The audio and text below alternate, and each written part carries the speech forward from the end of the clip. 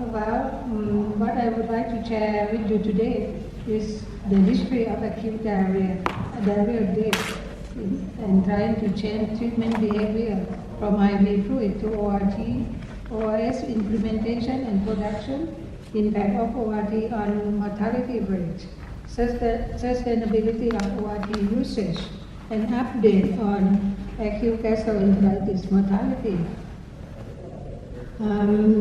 For first part, the history. Cholera is the global killer that we all know about it, and we can trace back to Rattanakosin era from 1820, where King Rama II there is more than 10,000 people died. Until the fifth epidemic, only 2,372 deaths.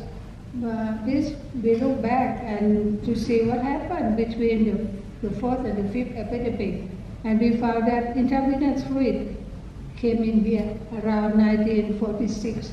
There was a record at a hospital, probably Srira. This is the first time in 1946 they give blood transfusion. And I suppose that the IV fluid will be available at the time. And infectious disease, first one, hospital was set up in 1949, and then a lot of IV fluid was given then, so the death was reduced. And ORT solution, so-called salt sugar solution, we use half a teaspoon of salt and 2 serving spoons of sugar. We have 13 workshops and training. Barbara Institute has a very good place for training. It is safe to use along with plain water. Plain water, this is one part of OS and 2 parts of water. It's somewhat, so they root down some. And Dr. et al. And Roy report that safe the mother or infant who is breastfeeding, the breast fat can be continued and take along with OS ultimately. They also study the optimal salt content of OS for severely malnourished children. That is less salt. Okay, now come to Thailand. UNICEF wants to launch OS in 1978. It took 3 years to preparing the package and distributed from the central to the periphery. I would like to acknowledge you right now for some people like Dr. Patrapor. He's the one who adopted the WHO OS to be used in Thailand. She's Director General at the time. And Dr.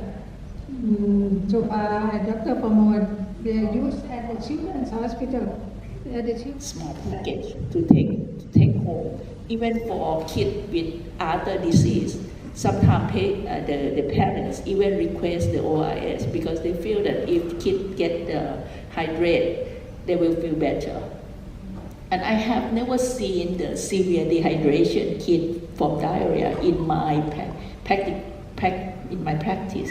So I think it's good, very good, and very helpful in Thailand. So I think now OS is kind of common thing. We go to one province. That province already have rotavirus implementation as a pilot project to look at the practicality of using the vaccine.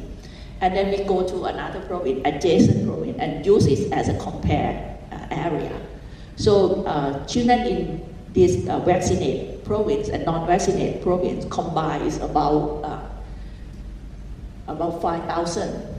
About 5,000 kids has been enrolled in the kind of cohort study, and we follow them from 2 months old, 4 months old, 6 months old, 9 months old, until 18 months old. And during the time, we asking whether they have any diarrhea. If they go to hospital, we set surveillance at the hospital. Then the hospital will pick up the stool specimen and send for rotavirus testing. And we found that on that day we use Rotaric, so it's 2-dose vaccine for 2 and 4 months old kids. And we found that our effectiveness is actually pretty good. about 88%. So a little bit lower than what they study in the US and other European countries, but much higher than Africa and Vietnam Bangladesh study. Actually, it's about comparable with study in Singapore and Taiwan, 30 something thousand.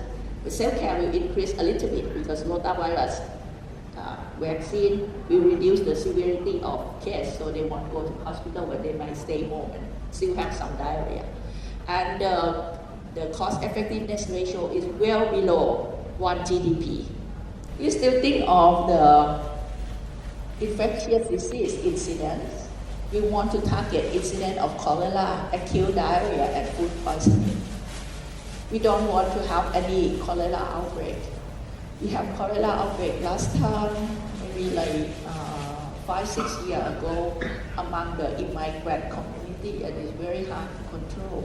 So in this second part, what we're going to do is I'm going to begin with a discussion on the whole issue of scaling up programs, because as you noted in the discussion of the other three presenters, the scaling up was a really critical issue to reducing mortality and morbidity from diarrheal disease either in Thailand or globally.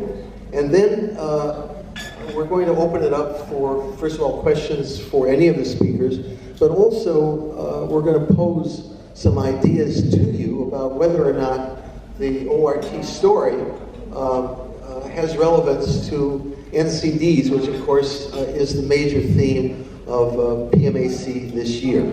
So let me begin with looking at this whole issue of scaling up health programs. I've called this from one to many. The first example of scaling up ORT occurred in the spring and summer of 1971. Historically, what happened was the government of Pakistan instituted a sort of reign of terror in East Pakistan, which eventually led to the liberation of East Pakistan, creating the country of Bangladesh. And 10 million refugees fled across the border from Bangladesh into India, creating a huge problem, and especially in the public health area, because here were people living in these pipes, literally. This was a construction site. And whenever you have this occurring, water and sanitation break down. It's much better today, the way we deal with these crises, than it was then. But cholera broke out in the camps. And Dr. Dilip Mahalanobis, who shared the 2006 PMA with David and myself, along with one other individual, introduced oral rehydration therapy, ORS, into this community of millions of refugees where cholera had broken out, and set up ORT stations, and they were able to keep the mortality to around 3%, where it had been up around 15, 20% or more in some of the areas. So this was the first real scaling up, but it was done, in, of course, in this emergency situation, which does not sustain itself. So what I'm going to do is to look at one program, the one that I'm most familiar with, which was the OTEP program, the oral therapy extension program of a group called BRAC. BRAC is now the world's largest NGO, and I'll give you a few little details on that. But to show you, it's an example of the whole notion of how you can take a local situation, as Dr. Wandi has demonstrated for Thailand, and scaled it up so that it ends up covering the whole country. So there was an NGO there called BRAC. Beginning in 1972, they began working, it's an all Bengali organization, this is not foreigners. Their mission was to work with poor people to bring about a positive change in the quality of life and so on. They're now in 70,000 Bangladeshi villages with expenditures of over $1 billion a year, 75% of which is self-generated, and they're also in 12 different countries around the globe, mostly in sub-Saharan Africa. The mantra of the founder, Sir Fazli Abad, is small is beautiful, but big is necessary. big as necessary, whether it's in Thailand of 70 million people or Bangladesh of 170 million people. It's good to have small demonstration projects, but ultimately you have to go to cover the nation. So with their program, and I'm going to explain it to you, over a 10-year period, 12 million mothers were taught how to prepare the oral therapy solution, and it was based on a home visit of female workers. Knowledge has persisted in this country so that Bangladesh, as you saw from the table that was presented by Dr. Wandi, it is the #1, except for Sierra Leone, in terms of use rate of ORT. So what was their program? The program was very simple. Now, remember, this is back in the late 70s, early 80s. A pinch of salt and a scoop of sugar. It wouldn't be this kind of sugar, it would be gur. Gur is like raw sugar. And interestingly enough, raw sugar contains potassium. Refined sugar does not. So, in fact, raw sugar is good. Usually out of date palm. And put in a half a liter of water. Now, how do you get the half liter? Well, they had these workers who would go house to house, and they'd come to the community, and they'd find women and children, because the men were out working in the field. And the worker here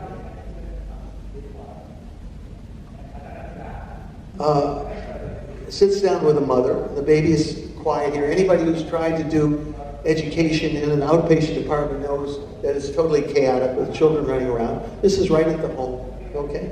And what does she do? She brings with her a container, a half a liter container. She takes and asks the mother to bring one of her containers, any one, doesn't make any difference. And she takes and pours the water and scratches a line here, and now the mother has a half a liter container at no cost whatsoever. You need to develop pilot programs to do the research, but you must keep in mind that eventually we're going to scale this up. It's not a boutique operation. It's always thought of, okay, what can we do? What can we take away? What can we make so that we can scale this program up to meet national levels? Therapy.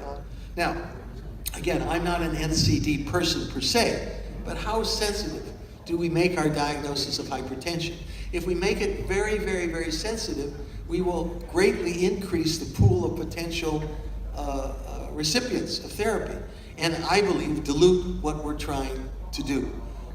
So we need to think about larger systems and how to change this. Community-based management by non-professionals and follow-up if necessary. Do we need doctors to treat hypertension? Do we need doctors to treat diabetes? How much of this could be done by people at the community who are trained appropriately and in the right way?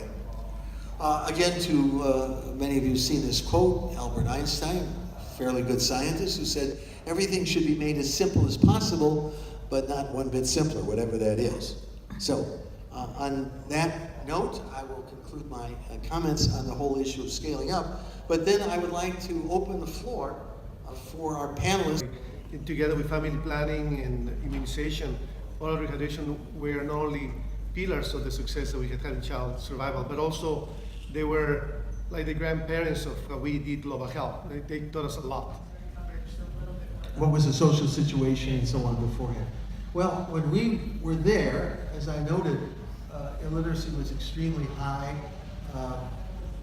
Women's empowerment was at a much lower level. And that, one of the reasons that they went right into the home was try to empower people, to give mothers the actual, not to depend on a packet, but to their hands. They can actually do it themselves. I would say that today, things are different. Literacy has gone up dramatically. The status of women has gone up dramatically. In Thailand, it was already at a much higher level. And that's why I emphasize that whatever you do, you need to know the context in which you're working.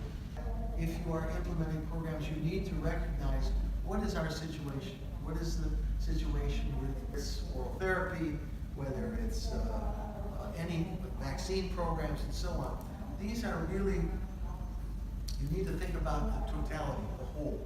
And I hope you enjoyed our brief interlude here, and enjoy the rest of the conference. Thank you all very much.